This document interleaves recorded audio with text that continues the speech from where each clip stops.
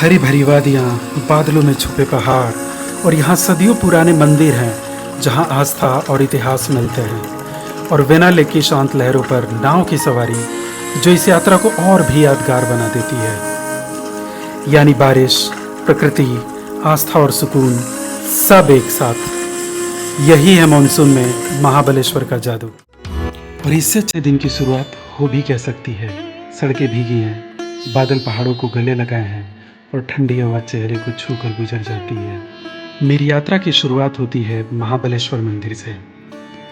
12वीं शताब्दी में यादव राजाओं द्वारा बनवाया गया यह मंदिर भगवान शिव को समर्पित है। यहाँ मौजूद महालिंगम को सह्याद्री पर्वत का संरक्षक माना जाता है।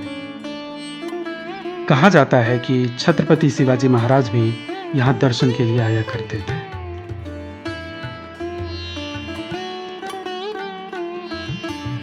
मानसून में बारिश की बूंदें और मंदिर की घंटियों की आवाज माहौल को और भी पवित्र बना देती है। थोड़ी ही दूरी पर है पंचगंगा मंदिर। यहाँ से 5 पवित्र नदियाँ कृष्णा, वेणा, कोयना, सावित्री और गायत्री निकलती हैं।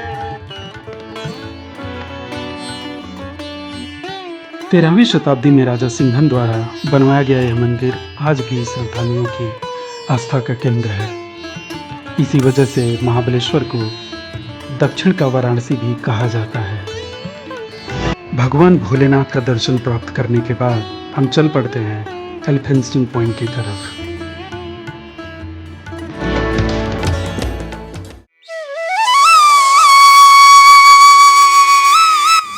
एल्फिंस्टन पॉइंट का नाम बम्बई प्रेसिडेंसी के गवर्नर माउंट स्टुअर्ट एल्फिंस्टन के नाम पर रखा गया।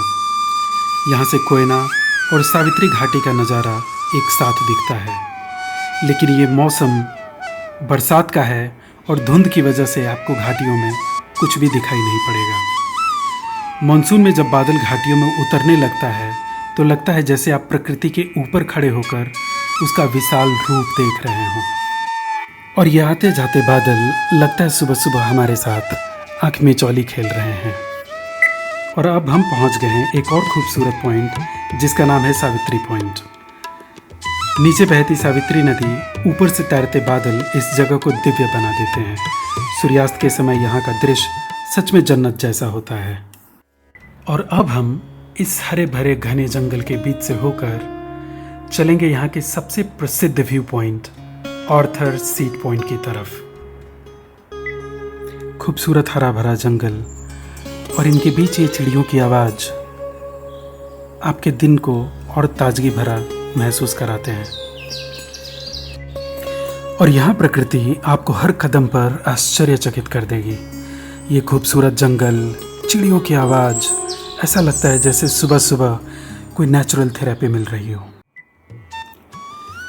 मानसून के मौसम में आर्थर सीट मानो बादलों का सिंहासन बन जाता है।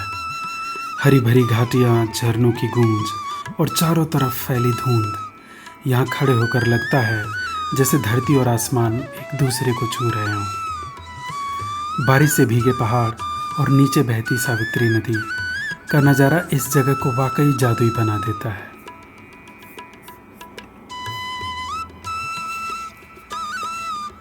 इस पॉइंट का नाम अंग्रेज अधिकारी सर आर्थर मलेट के नाम पर पड़ा, जिन्होंने अपने पत्नी और बच्चे को सावित्री नदी में खो दिया था।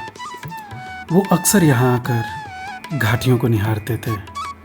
आज भी यह जगह गहरी घाटियों, तैरते बादलों और रहस्यमय सुंदरता के लिए बहुत मशहूर है। और यहाँ के अद्भुत नज़ारे के बाद अब हम चल पड़े वेना लेक की तरफ।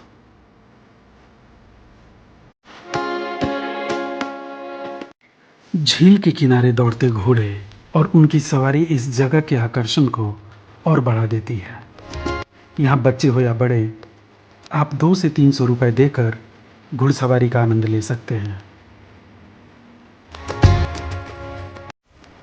और इतना घूमने के बाद अगर मन हो कुछ चटपटा खाने का तो ये उसके लिए भी परफेक्ट जगह है। चलिए चलते हैं अब लेक की ओर। 1842 में सातारा के राजा अप्पा साहेब महाराज ने इसे बनवाया था। पहले तो इसका इस्तेमाल पीने की पानी और खेतों की सिंचाई के लिए किया जाता था, लेकिन आज यह महाबलेश्वर का दिल बन चुका है। यह पर्यटन गहना है महाबलेश्वर का।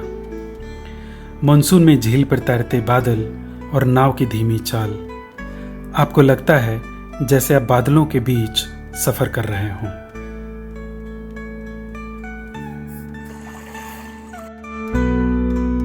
हरी भरी पहाड़ियों से घिरी यह झील बारिश के मौसम में अपनी सबसे खूबसूरत तस्वीर पेश करती है।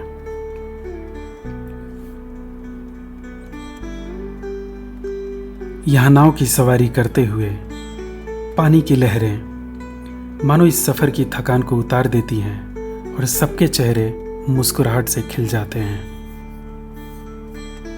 हॉलीवुड वैक्स म्यूजियम जो महाबलेश्वर से पंचगनी के रास्ते में है, आप यहाँ भी थोड़ा समय जाकर व्यतीत कर सकते हैं। बच्चे और आप यहाँ अच्छे फोटोज ले सकते हैं और फिर आप आगे मैप्रो गार्डन के लिए चल पड़ते हैं।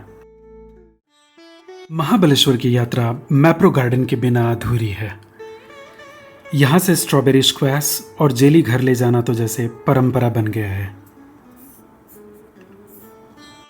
दोस्तों, हमारी महाबलेश्वर की यात्रा यहीं समाप्त होती है। मंदिरों की शांति, व्यू पॉइंट के खूबसूरत नज़ारे, झील की सैर और मैप्रो गार्डन का स्वाद, इन सब ने मिलकर हमारी यात्रा को यादगार बना दिया। अगर आपको यह पसंद आया हो तो लाइक, शेयर एंड सब्सक्राइब करना ना भूलें और हम अपने अगले ब्लॉग में फिर मिलते हैं आपसे। तब तक के लिए नमस्कार।